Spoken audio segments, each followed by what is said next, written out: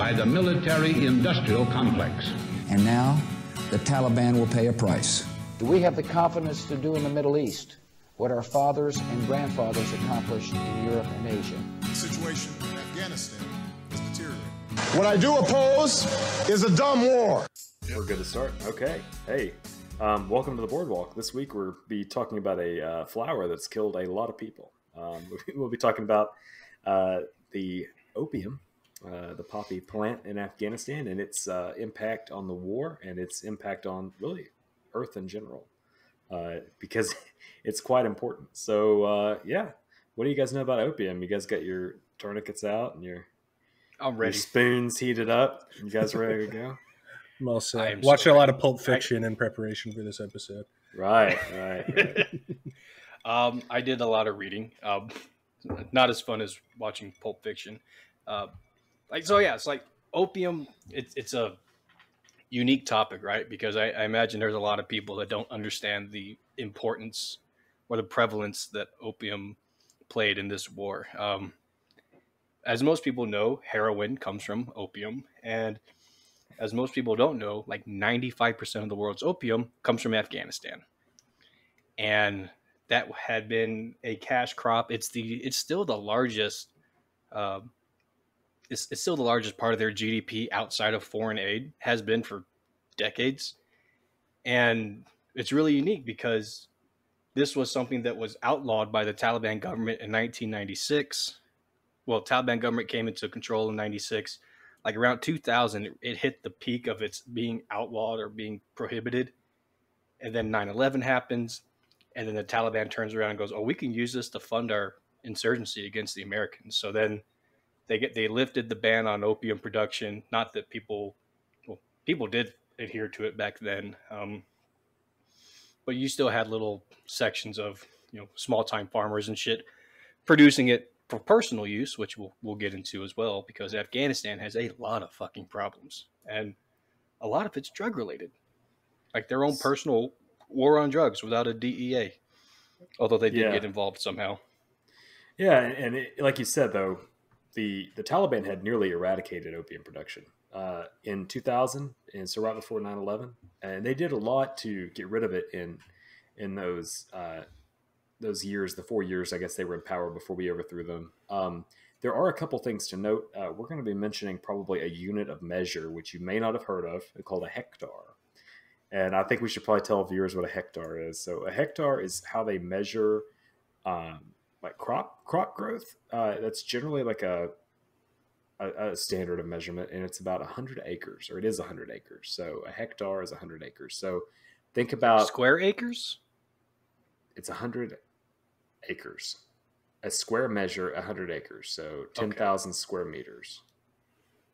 No, sorry, 100 airs. I'm sorry, 100 aries. 2.471 acres.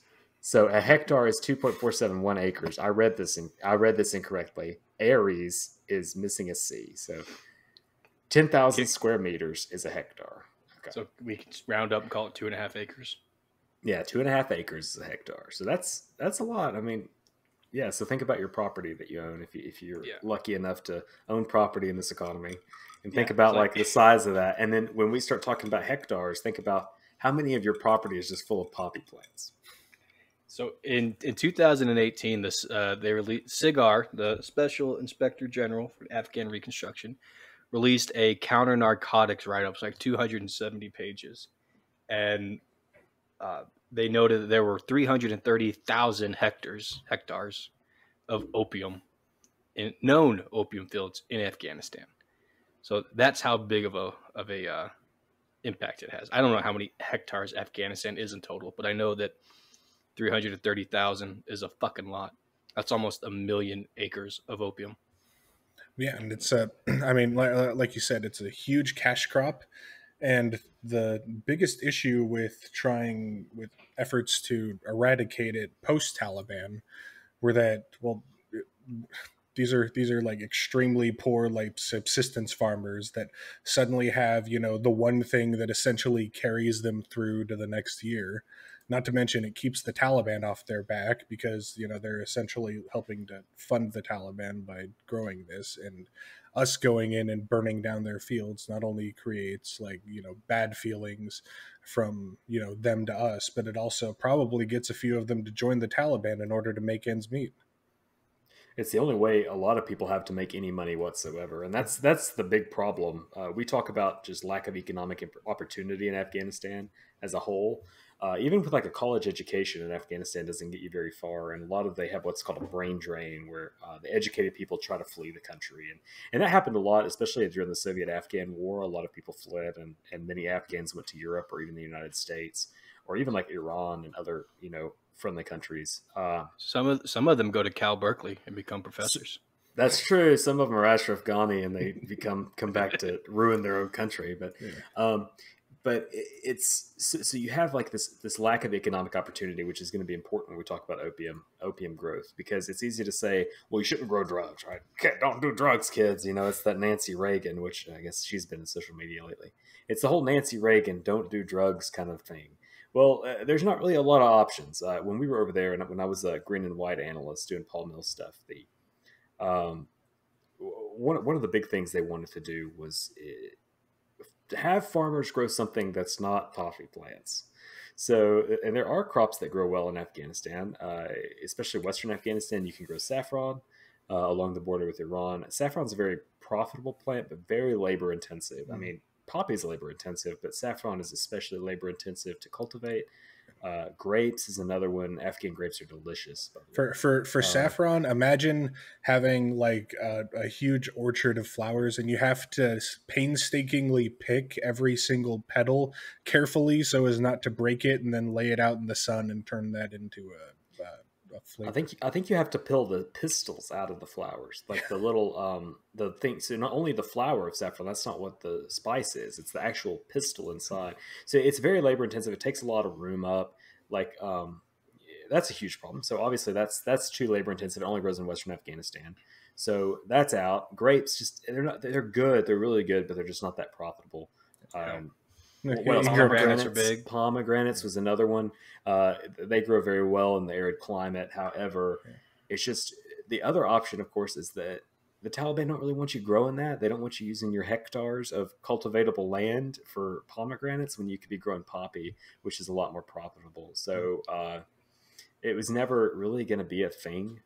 They tried to make it a thing. Like, stop trying to make pomegranate growth a thing when poppy is an option. So there's a couple reasons. There's a couple reasons why opium or poppy, right? They weren't even. It's poppy that they're. It's poppy, right? yeah. It's got to be it's refined. the resin. The reason why it's a couple reasons why it's so profitable. One, it's not as resource draining, right? Once your plant blooms, you only need to water it like once every 4 to 6 days. Right. And it doesn't take a lot of water. And that's before the GMO poppy, which we're going to get to in a second. There's that, like pomegranate trees, grapes, they take a bunch of water to grow. So that's a drain on your resources, which that's going to increase your production costs. This is a basic economics class real quick.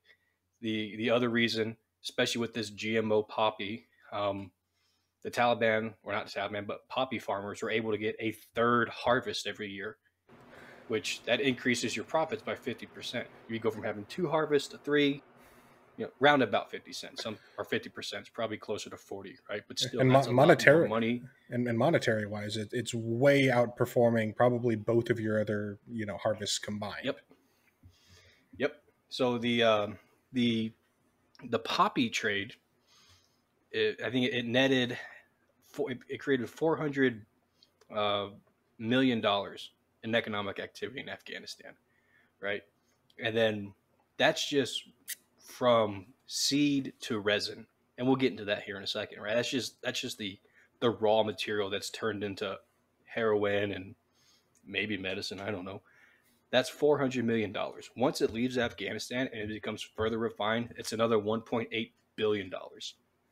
Right? It's super profitable. The Taliban get about 10% of that $400 million based on like extortion and stuff like that. Like they definitely urge people to farm poppy or grow poppy, at least before they became the government. Now they're publicly opposed to further poppy production, but that's probably not going to really stick around.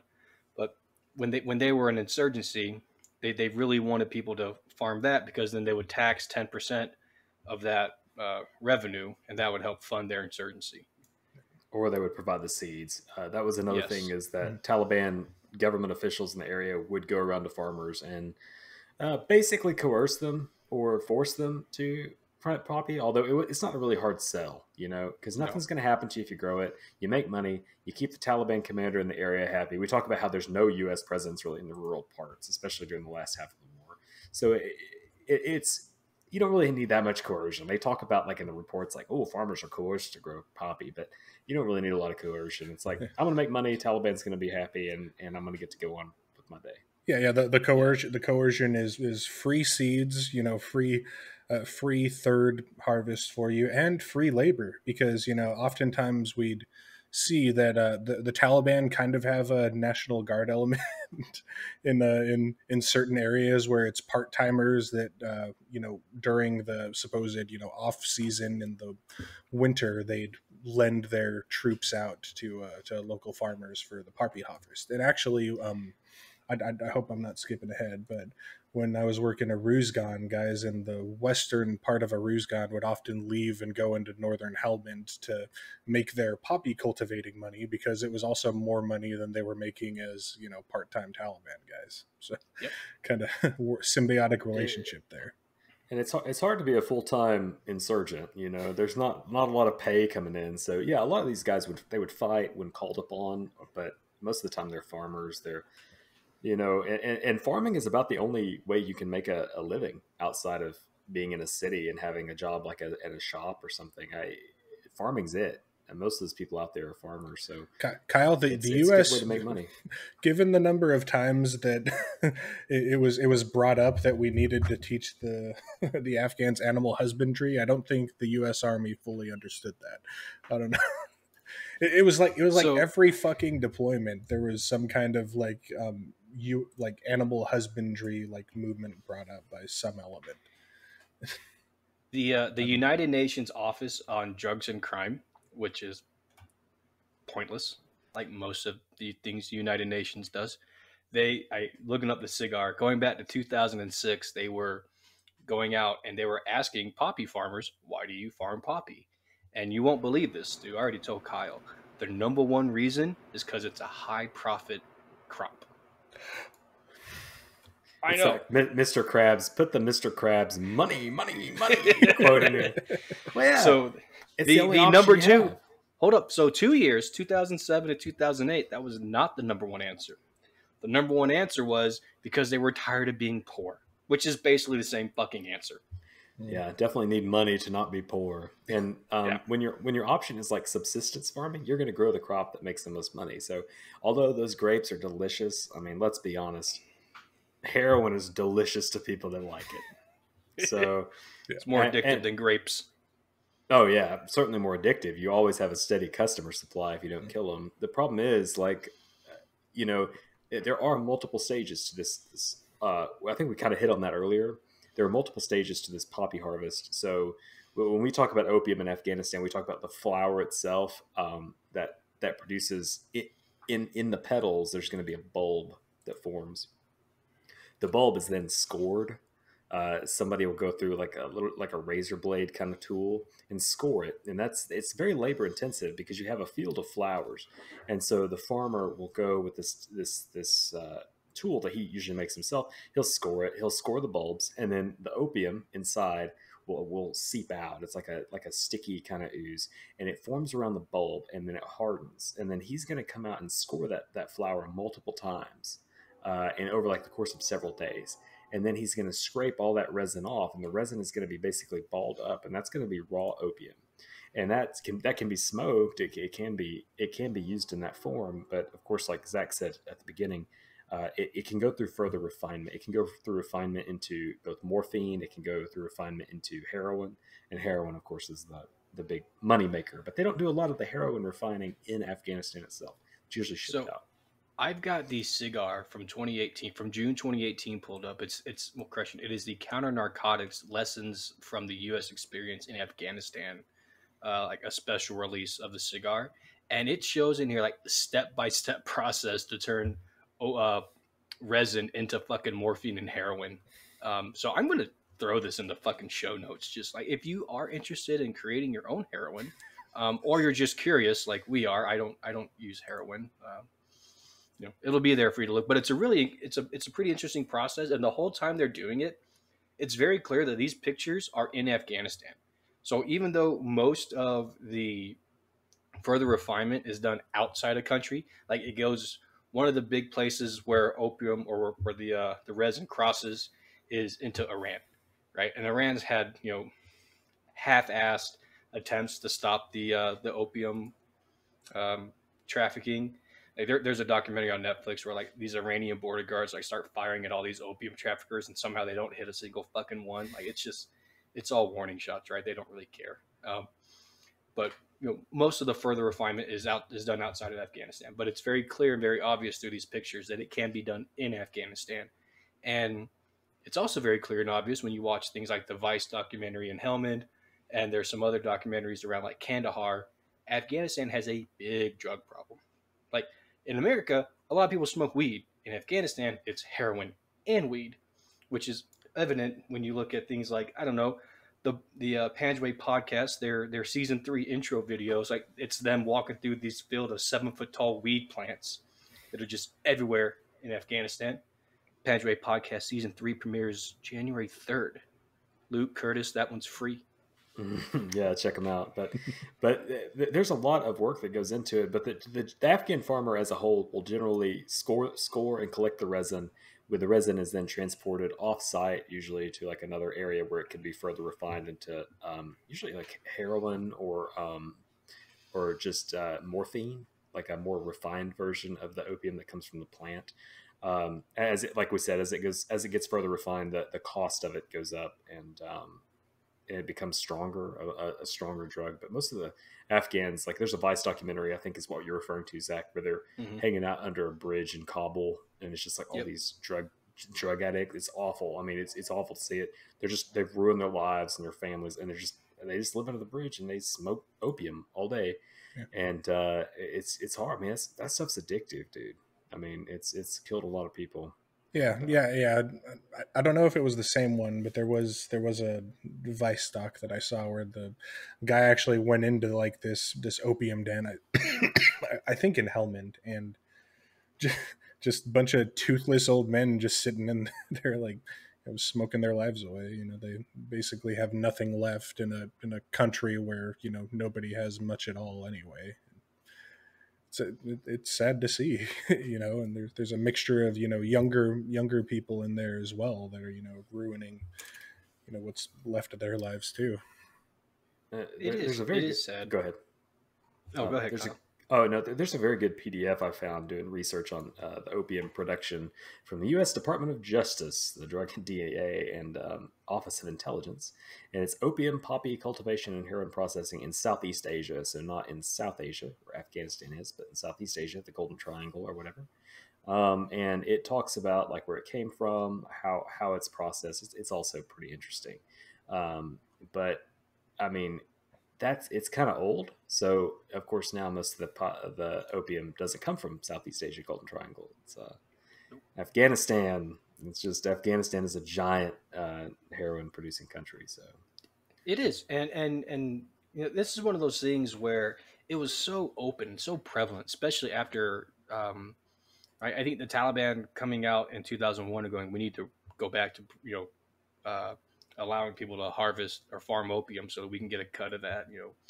That obviously encourages a lot of people to then start doing that, especially when you look at the inept or corrupt or non-existent Afghan government that was in place post 2001, to the point that, if you watch War Machine, I think Stu, you brought this up, right?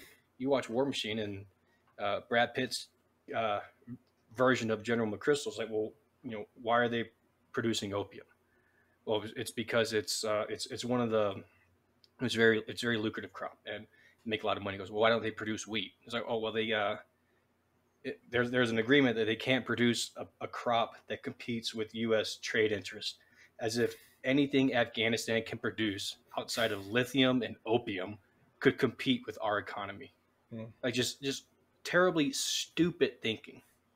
Right? That makes zero. Why do we care if Afghanistan is producing fucking wheat? We're not buying it from them. That's what we have Kansas for. Right. And there were, and we should probably go into this because the viewers are probably like, or listeners are probably like, well, why don't we just get rid of the opium? Well, we tried that. That was tried fairly early in the war. We had a process of our policy to eradicate fields as we found them. But in the effort to win hearts and minds, turns out when you take somebody's livelihood away from them, they hate you with a passion. Yeah. So for every opium field they burned or they destroyed or whatever, they've made a farmer basically a pro-Taliban member because the Taliban was like, see what they did to your livelihood? Yeah, absolutely. So we basically stopped that. We stopped it fairly early. I mean, for most things, we kind of realized that pretty quick. I think before 2010, I think after 2010, I just don't even think we bothered to even try.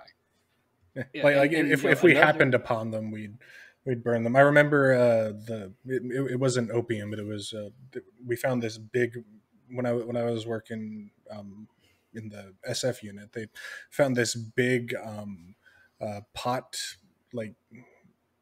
holding area or something when they were going after a Taliban guy for something else, and they burned that down. They actually had a DIA guy that gave them all piss test cards for the next year. So they didn't have to get piss tested for an entire year. They burned that shit down. So yeah, we'd, if we saw it, we'd go after it. But the concerted effort to go after, the money making fields of the Taliban instead of the Taliban themselves kind of flip flopped around 2010.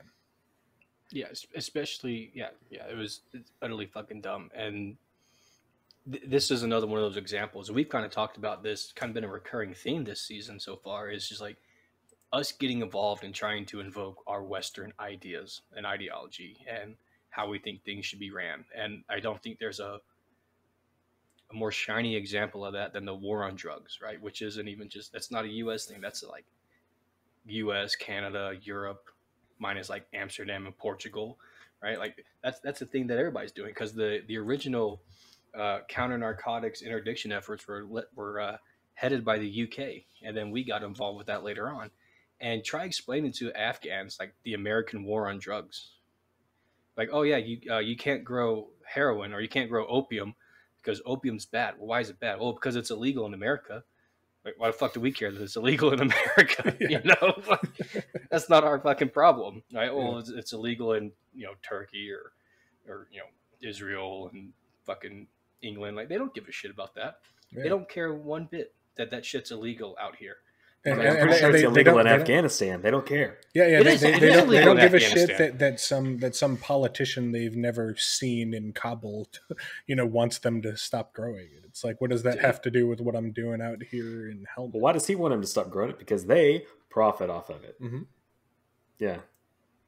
You guys want to get into who's the most lucrative opium was the most lucrative opium producer before he was killed? General Razik. Yeah. Well, before that, Ahmed Wali Karzai. Yes. Yeah, yes. And then in our time, absolutely, General Razik for sure. He made a shitload of money. He made so much money that he took that dirty money and turned it into clean businesses, like pomegranates and shit like that, and houses in Malaysia. Yeah, I mean, poppy's always been a good way to make money. At least in Afghanistan, it's one of the only ways to make money, like we talked about. So Razik just took advantage of it, and we talk about who's making money. So everyone, it's not just the Taliban. So poppy cultivation is lucrative for everyone, whether they're our ally, whether they're our enemy. People are finding ways to profit off of it. One of the best reports I think I read as a Green and White guy was that families of Afghan soldiers who were well-to-do would pay bribes to the government to get their son or their husband or whatever on a checkpoint position. Because if the checkpoint was along the way they ran the opium, they could extort whoever's running the opium for money. And so if you could get a spot along the road the opium would pass through as it made its way out of the country, you could extort everybody during opium season to make a ton of money. Because they would just carry cash to pay off the people that would stop them at the checkpoints. Yeah, I mean, you're about to make $100,000 when you cross that border and hand off that resin. So what's 10 grand out of your pocket? You don't care. Yeah, a lot of the checkpoints was a way to make a little bit of extra cash. And then Razik, of course, controlled the border crossing. So once you get to the border, like, it's so much easier if to profit off of it when you control the entire border. There's like 2 border crossings into Afghanistan. Razik controlled Chaman, and so it was just endless money from like weapons and especially opium at the time. So Exotic animals. whatever you wanted to bring in. I mean, they would turn a blind eye if you pay them, and they were instructed to do it. But yeah, even in Afghanistan, just along the smuggling routes, that was some money to be made. Yeah, nothing like Razik using the Taliban's own money to fund his operations going against the Taliban after taxing them at the border. Yeah, and there was widely decentralized collusion with the poppy trade. I mean, it wasn't just Razik's checkpoints. I mean, I'm sure there's a famous border crossing between Pakistan and Nangarhar called the Torkham Gate that I am 100% sure saw a shitload of poppy get through, because I think Nangarhar is something like number 7 as far as poppy cultivation in Afghanistan, and they just pass that shit right through, probably making its way over into India and Southeast Asia. The stuff that Razik let go through the south probably made it into some of those same areas, and then you had guys pushing through the north into the stands, which naturally would make its way up into Russia, and from Russia, if Putin's doing his job right, it would make its way into Eastern Europe, and kind of keep those states soft and ready for future interdictions by the Russian military. Is Vladimir Putin using Ukraine? Is he using the illicit drug trade with the Taliban to soften Ukraine so that he can take Crimea properly? That's my idea. Yeah, I mean, it's the only thing that makes sense. That's not an unusual theory, though, Stu. No, that's really not, because if you can run that stuff, I mean, I think Russia has a huge problem with alcohol, as everybody knows, but Eastern Europe has a huge heroin addiction problem as well, and most of the heroin that goes to Eastern Europe comes from Afghanistan. So that's another thing. If you, as maybe the United States of America, had problems with a country like Russia, for instance, and you wanted to just hurt the populace, I mean, maybe you would, I don't know, send things like highly addictive drugs their way. It's not like any of our organizations would ever do anything like that, like maybe in the 80s.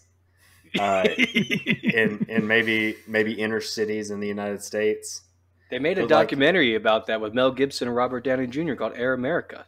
Air America, yeah. It's not like we would ever do anything like that, like try to destabilize entire regions or communities with highly addictive drugs. But no. I mean, it's a thought. It's a thought as to why it gets over to Eastern Europe. What we could do I'm glad the Stu and On pipeline linked up with the other conspiracies on this one. So so it's possible that, like, I don't know, maybe like a culinary institute, like maybe a culinary institute in America might send a chef or two to that part of the world, and maybe they speak some of the languages over there, and they oversee and make sure that it gets into various parts of like Moscow and Poland and Ukraine and Latvia. That could happen. I'm not saying it does happen, but if I were a member of such an organization and I thought that I had to meddle in everything, I might try something like that. Especially if my budget was hidden and the ways I made money was not really readily available to the public, I might try to maybe even profit off of some of it. It makes you wonder what the real national debt is. Yeah, right. Well, anyway, we won't go into that because I would like to get in my car in the morning without a bomb being underneath.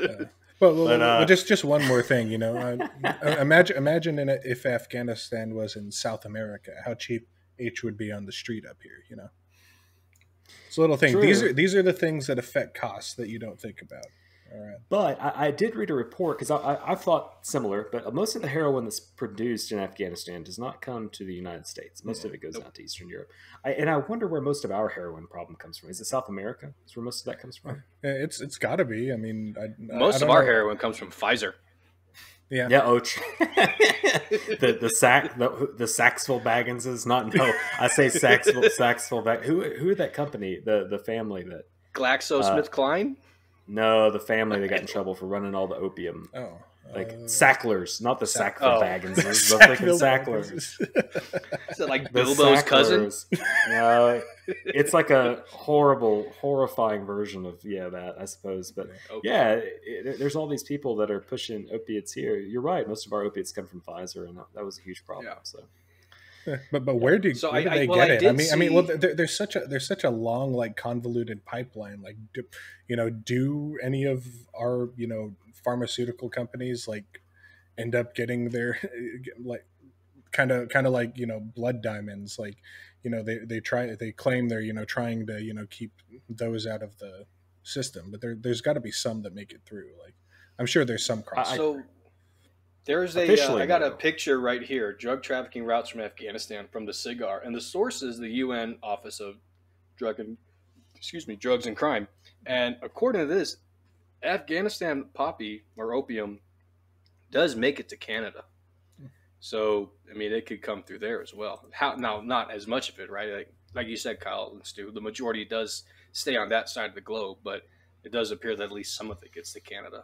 But when you make 80% of the world's opium, I mean, you're bound to have some of it come over here. So, I mean, it's a global problem. And I think in the future, it'll be interesting to see what the Taliban's going to do with their money on hold in banks in the United States. I can't imagine they're going to stop producing opium.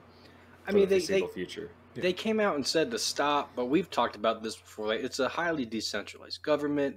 The fucking district commander down in like Nowzad in Helmand is not really going to give a shit whether people are making it or not, because he's going to get a cut off of that profit anyways, right? As long as at the end of the day, as long as these guys are keeping the peace, I don't think you're going to hear a lot of fussing coming from the guys up in Kabul about this matter.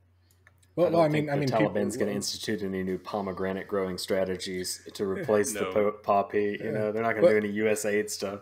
Well, it's like people are starving right now, and the thing with poppy is you can grow it any time of the year, and they'd often grow it during the winter and early spring months. And so why wouldn't you keep on growing it? I mean, it's not going to hurt your food stocks because you're not growing much else in that cold ass climate in some areas. Yeah. So let's talk about how you grow it, because that was a big game changer in 2016 when we were there. We touched on it earlier with growing it 3 times a year. But basically in 2016, some people showed up in Afghanistan with a brand new poppy seed. This seed, normally poppy it can be harvested once a year. It's a once a year crop. And a lot of the fighting in Afghanistan is centered around moving that crop around. So it's centered around moving it from place to place, and smuggling it out of the country. Well, in 2016, the Taliban started handing out seeds like they normally do to their farmers.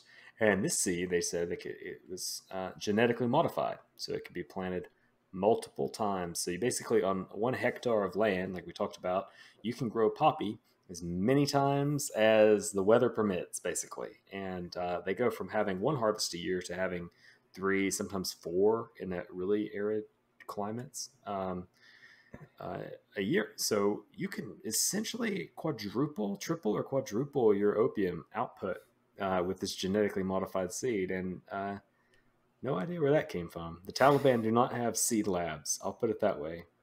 So that's interesting that would show up in 2016. Could you imagine being one of these these organic, I buy all my food at Whole Foods people who also happens to be a junkie, and you find out that your heroin is actually genetically modified? It's like the existential crisis you might have. Yeah, I mean that was a game changer for the opium production. I mean, has cigar. Well, obviously not anymore. There's no cigar, but did anybody put out like an opium production run like in 2020? Looking back at like 2016 through then, I wonder to see how much the opium production increased once that GMO seed went, or if anybody actually measured it. I have to imagine it would have had to have at least doubled. I mean, so I know that Cigar is still coming out with stuff. Like, very little at a time at this point, but I haven't seen anything on that so far. I'll certainly look into it, and we can toss it on here or something like that. But no, it's utterly insane. Like, and on the flip side of that, one of their big pushes was for eradication, right? The Afghans didn't understand why we were trying to come over and like just destroy one of their fucking, sources of income and survival. And one of my favorite cigar statistics was between 2016 and 2017. So they had a rolling tracker of how many hectares of land was eradicated from being used for poppy. And like up till like from 2007 to 2014, they actually had some pretty good numbers. A couple hundred hectares one year, 150 the next year, stuff like that. And then from 2016 to 2017, or really from 2016, and it was released in February 2017, I believe the answer was 1 hectare. I remember when that. I think I remember when that happened. I think we talked about that, but I did actually find something here from. Make sure I'm reading this right. UN Office on Drugs and Crime. So here we go. Actually, and it's just from 2019 to 2020. So in 2019, 163,000 hectares of opium poppy cultivation. In 2020, 224,000 hectares. 37% increase in 1 year from 2019 to 2020. And then here is a graph of it in 26. No shit. Yeah. 1994 to 2020 hectares of opium cultivation. From 2016 to 2017 goes up from 201,000 in 2016 to 328,000 in 2017. So I wonder if we have like I think that they can only really do hectares and not, I doubt they know how much is produced unless they have ways of estimating it. But that is absolutely, they usually do it based on hectares of fields. I got a chart with worldwide opium production, and it looks like it peaked in 2017 with 10,240 metric tons, and then the last 3 years it's been sitting right around 7,500 metric tons. Can you make too much? I mean, I think you can. I think you can make too much of it. Well, how long can you store it? Like, can you? Oh, I got an answer for that. Oh. So once the resin is dried, you can store it for 10 fucking years. Wow. So you can produce too much. I bet you can produce too much of it to have way more supply than there is demand. So that's part of the problem. Stu's on the more important things. That's part of the problem with that's part of what creates Afghanistan's drug problem. I'm happy for you, Stu. We'll put you in for a cab. Part of Afghanistan's drug problem is because a lot of these opium farmers, they'll harvest, they'll cultivate, they'll bag up their in southern Afghanistan, they literally throw it in bags.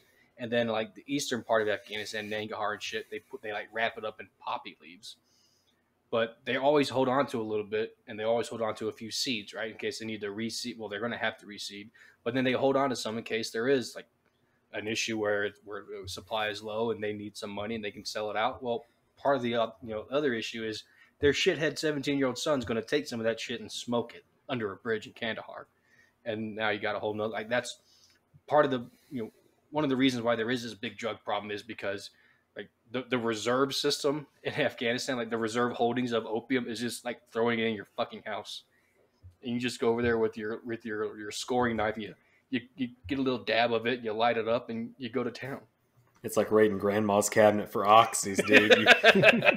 You raid dad's reserve opium stash to sell when the economy bottoms out. That's freaking awful. Yeah. I need a new rug for my motorcycle. Seriously, yeah, that's the reserve cash. It's like breaking into your family's freaking bank vault and stealing stuff. Mm-hmm. It sucks. God. Oh, it's crazy. But yeah, opium. I don't think it's going away. I mean, if we want to sit here and talk about like future of Afghanistan, which we do a lot, I don't think it's going away just because the Taliban has to get money somehow.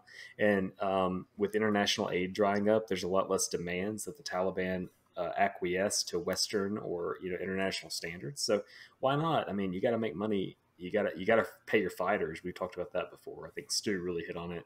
in one episode, if you don't pay your fighters, they're going to revolt against you. So, I mean, at least you got to grow the poppy to pay the fighters. So, you're going to make money somehow. And that's kind of the story in Afghanistan. It's the easiest way to make money. So here's the 4 strands to addressing opium production in Afghanistan. Step 1, interdiction and counter drug law enforcement. 2 is the eradication. 3 is the alternative development, which again was hamstrung by like stupid policies that they couldn't create crops that would compete with us on the global market, as if Afghanistan has anything more than a local economy. Well, until China starts getting that lithium, then they're a global economy. It's just utterly stupid. And then the 4th strand, the final step, was mobilizing Afghan political support and building institutions. What the fuck does building institutions even mean? Like, we're pretty smart people. That's political bullshit. That's what that is. That makes zero fucking sense. And you look into the the pillars within the strands, right? The Afghan strategy pillars, public awareness. The public is aware that opium's a thing. Demand reduction doesn't it's like that scene in The Office, like where Michael Scott declares bankruptcy. So you can't just say it. It's like, I didn't say it, I declared it. Like, we demand you stop producing opium. Like, or what? What the fuck are you going to do? Yeah, it's not going to happen. Like, no. I think, no way. So opium's here to stay. Now, I've heard theories that it now has to compete with mass-produced Chinese fentanyl, which a lot more potent, a lot more deadly. Yeah. So don't remind me, we lost Tom Petty. Yeah, I just feel like I don't know if heroin's going to be the thing, man. I feel like it's fallen to the wayside compared to the synthetic fentanyl stuff. Well, it's going to be a thing forever, obviously, but it's not the hip drug anymore, even though you can get it cheap.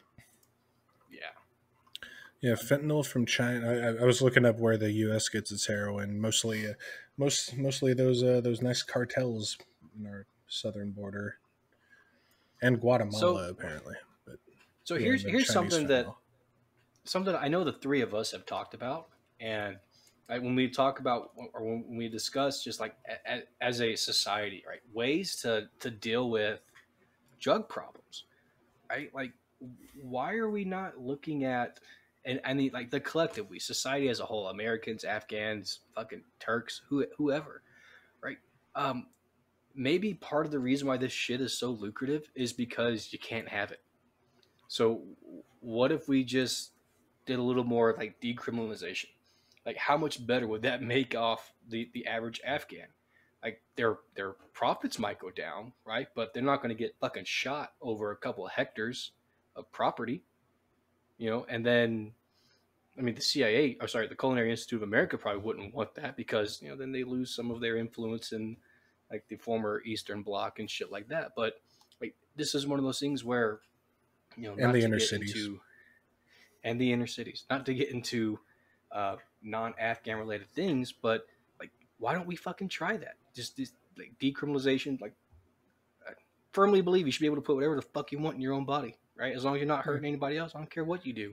But then people would be just sitting on street corners, man, and just juicing up and getting into car crashes. Oh, what? Or is driving under the influence not a crime already, dipshit? Like, it's like all these weird arguments you hear from people.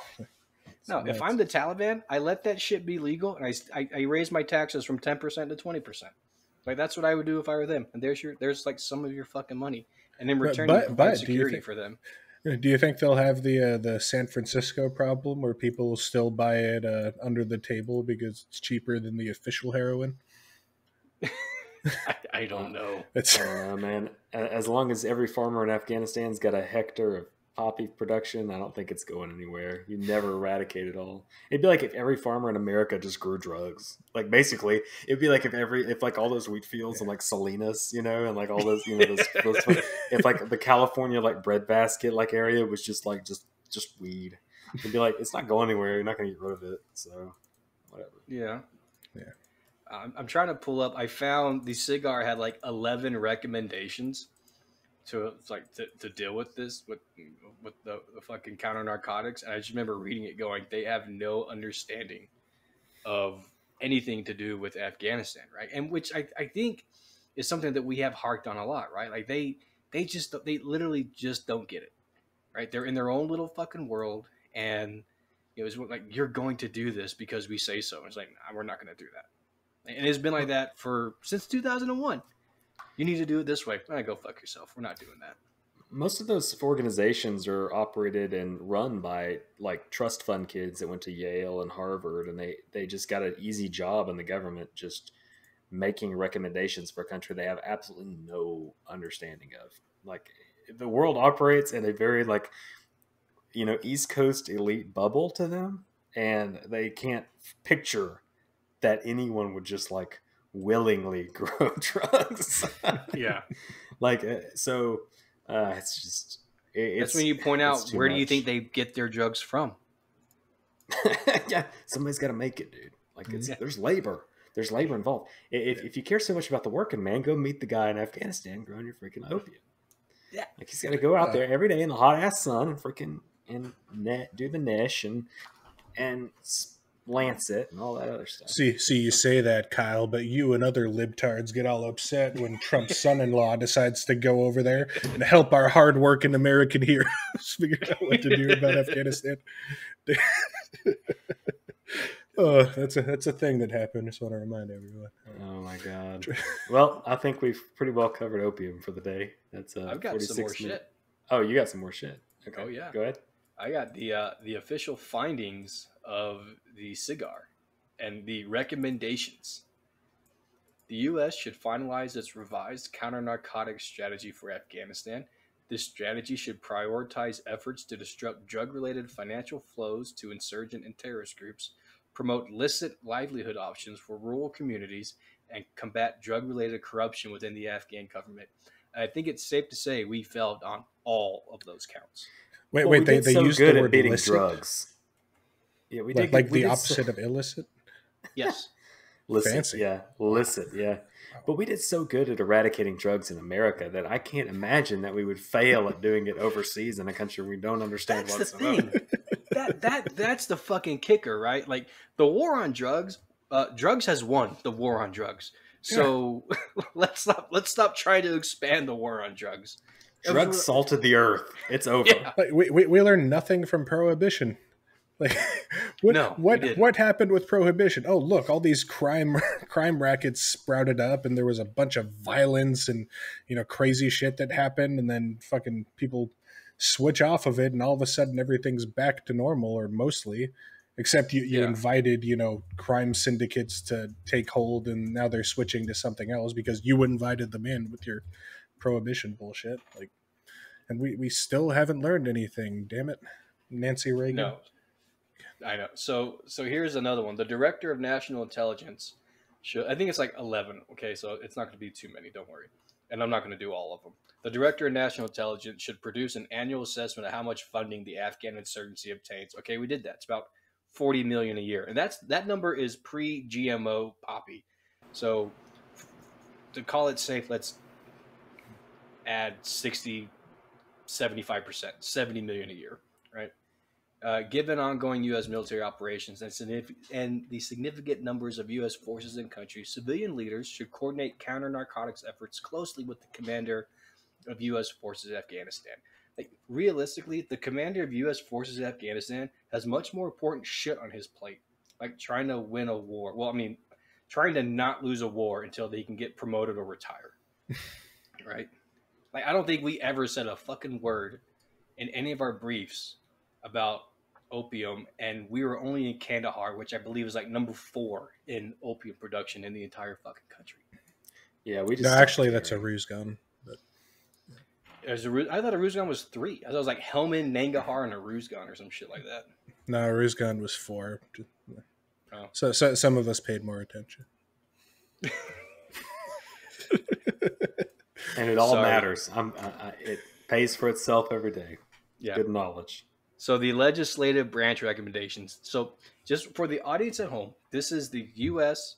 Special Inspector General for Afghan Reconstruction providing recommendations to the United States Congress about what to do regarding opium in Afghanistan.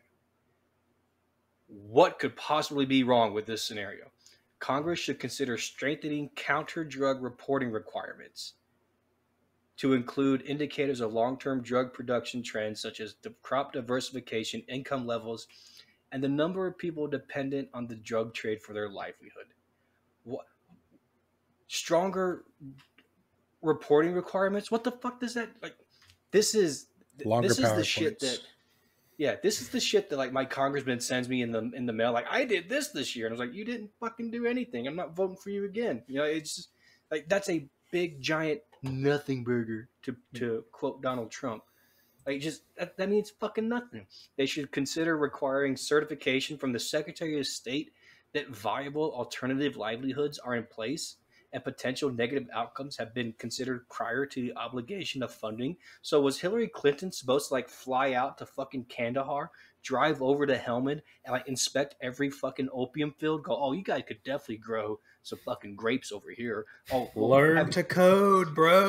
Learn to code. Have you considered making this a rutabaga field? Like, is that what she's supposed to fucking do? This makes no fucking sense. This is people living in their bubble, and they think they understand the world, and they don't know shit about the world. Yeah. Well, it's USA. it's you know, like it's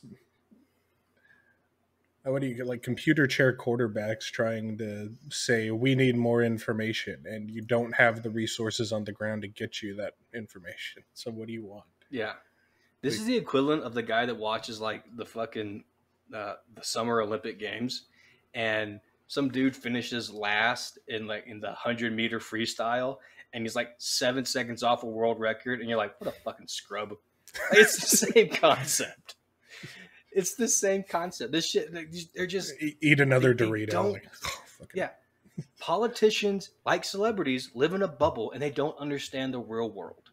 And that has been the biggest issue with all of this. Like Jen Psaki, I retweeted something, and I don't know how current it is. It may have been from Afghanistan, right? But she's just going on about how everything, everything was a success. We were working to get our Afghan partners out, and it's like we pretty much just fucking stopped trying to get them out. I think since the end of August, we've gotten 3,000 people out of Afghanistan after getting 120,000 out in 2 weeks. It's pretty clear cut that we've stopped fucking trying. So if you're stuck in Afghanistan and you're trying to get out, I'm sorry. It's not going to fucking happen at this point unless you drive your happy ass across the border into one of the stands. It's crazy. But these people, they want to lecture to us like what's good and right and just in the world. And what's crazy is that it works on half of the American people. Like anything any politician says, half of the American people, whether there's an R next to their name in parentheses or a D next to the name of parentheses, goes, that's absolutely right. That's the way it should be. Because we're all fucking stupid. They're so far out of touch with reality. Afghanistan is the ultimate example of that. Just no idea how the world works there. Yeah. They assume it operates off like American principles or something. Yeah. Well, and like, so the great thing is there was an article that came out like 2 days ago. We're going to talk on some, a couple articles or a couple little current event things with Afghanistan, like basically saying that nobody was going to be like charged or punished for that drone strike in Kabul, like the day after the suicide bombings. Like, well, who would? Like, who are you gonna get the fucking dude flying the UAV? Are you gonna get the SIGINTer who's just trying to do his fucking job? Like, who's gonna get punished for that? Well, I know who should get punished for that: Secretary of Defense and State and CENTCOM commander, like people who didn't get punished for it.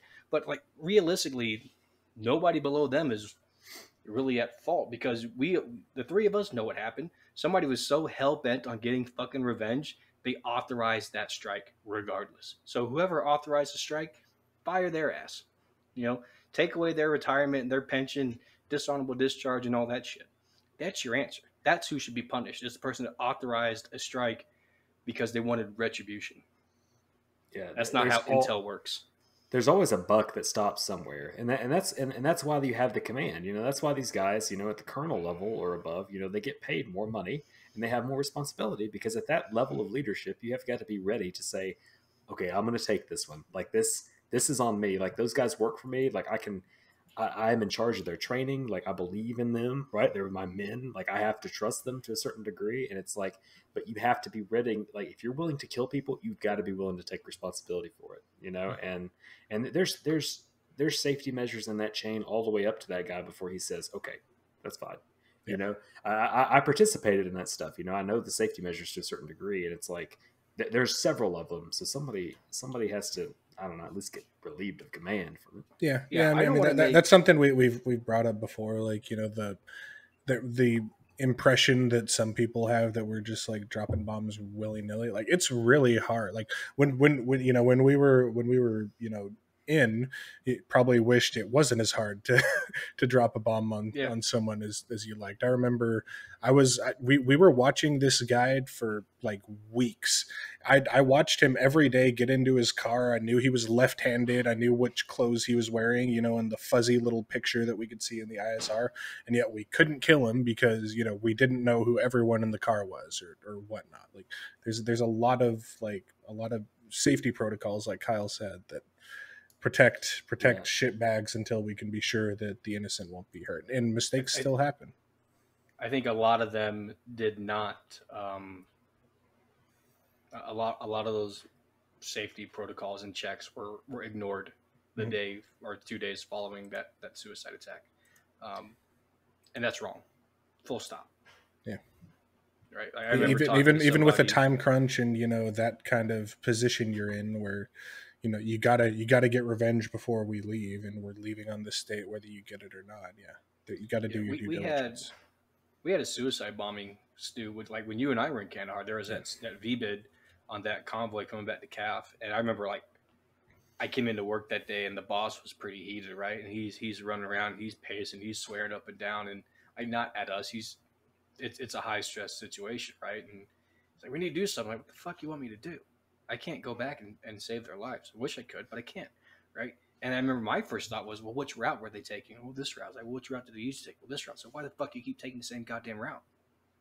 Right? That was my first thought. And then my second thought was when he came back and said, oh, Razik said it's these guys. Like, okay. And then just conveniently, like 30 minutes later, there's a fucking human report saying the exact same thing. Like, what are the fucking odds? What are the fuck? Oh, of course. Oh, he says it's this guy. I'm like, listen, General Razik is anti-Taliban, but I don't trust him. And I never did, right? I respected what he was trying to do from a counter-Taliban perspective, but he always had an angle, right? There was always something he was aiming for. Yeah. He's also essentially a cartel dude that has competitors that he wants to take care of. Exactly, right? So what am I? Am I supposed to feel happy that, oh, all this, like, this happens, and now we know the guy's name, we know his description, we know where he lives, we know what vehicle he drives, you know, like, we know all this shit about him an hour after it happens, but we didn't know it a day before it happened? That's pretty fucking convenient, isn't it?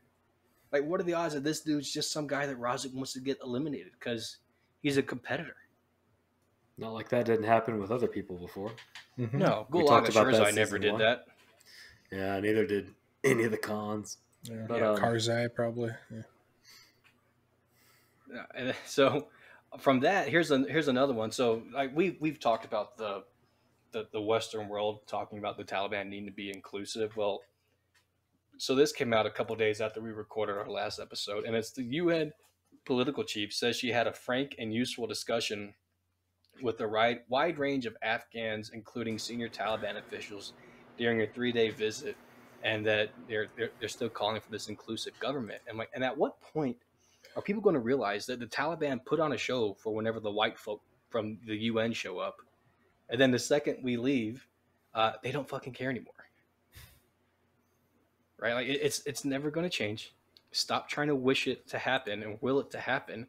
Like we discussed it last week. Oh yeah, here's the list of rights that women have now all of a sudden, and really it's just saying, like, you can get married and divorced on your own will. And even that's not going to fucking be enforced anywhere. Yeah. Once again, it's people living in a little ivory tower they construct for themselves and think they're important, and they think that people listen to them when they go to places that have no respect for them whatsoever. Like, oh yeah, here comes some freaking people in suits from the UN. Let's I don't know, act like we're not doing what we do. Right. So here, the last one, because I think we've harped on that enough. I guess the Defense Department's going to start reviewing the Afghan Drawdown, and based on this picture, Zalmay Khalilzad sat down with Fareed Zakaria from CNN. Just reading this whole thing about like the 3-month drawdown or the 3 months after the drawdown, they're going to start this investigation. I'm sure it'll take a couple years, right? And what they're going to find is that nobody's at fault. They're going to find that the Afghan military collapsed in the span of 2 weeks, which we've discussed is patently untrue. They collapsed in the span of a year and a half due to heavy attrition, lack of pay, lack of equipment, lack of resources, lack of support, right? But like just reading, and this is from CNN, which like I guess between CNN and Fox News, CNN's slightly better. I don't know. I mean, that's like, you got a silver turd and a gold turd. I guess silver looks better, but like even in the article itself, they're saying that, well, nobody could have predicted the Afghan military just quitting and giving up. It's like that didn't happen. And what's definitely not going to help our future efforts if we ever try to influence what happens in Afghanistan, or if there is an effective enough uprising that gets rid of the Taliban, they're going to remember every fucking news article, every time the president stood up there and said that the Afghans quit on their government or on their country, when that's not what happened. That's just absolutely not what happened. But we keep fucking saying that. Well, if they have any kind of trend analysis and long enough memory, they'll know that we left our our supposed allies just in the dust with no support twice now. I'm sure other countries are looking at that as well, and we're setting precedents for our interactions in these regions where things might be all right for a period of years if we're somewhere and we're supporting the people, but we're definitely not going to be there forever, which is the right thing, but we're also not going to keep you afloat after we're gone. I think what the U.S. government and the U.S. military should do is they should consider creating like a job within, like, I don't know, let's say the Army, right? A job where you are like, you analyze intelligence, and what you do is you work with the various other intelligence professionals, like the guys that actually collect it, and you take that information and you put it together and you create not a story, but like the story of what the intel says, and we can call that position like an intelligence analyst. Maybe give them an identifier for an MOS code, like, I don't know, 35 Fox. Like, how does that sound? Like, maybe we could do that. Sounds hard, but sounds like something we don't really care about. But anyway, but the problem is nobody listened to them, or at least it got watered down so much. But we've hit that so many times. I'm not going to go into that. Point of the story is Poppy's here to stay. Yep. Enjoy your muffins. Go out, support your local heroin dealer. All right. Well, thanks for joining us this week. I'd like to thank our sponsor, Pfizer. You keep the money flowing, and we won't go to Johnson & Johnson. All right, baby. Anyway, thanks for joining us this week. If you're watching on YouTube, be sure to hit the bell down below, like and subscribe. Leave a comment. We'd love to hear your feedback. We're still really enjoying doing this, guys. We're going to be taking a brief hiatus because it's Christmas and we like spending time with our families and whatnot. Weird, I know. So we'll probably be back next year on Saturday the 8th. So enjoy the last episode of the year. Stay home with your friends and family, or go out. I don't give a shit. And have a great holiday season. Don't use heroin. See you in January.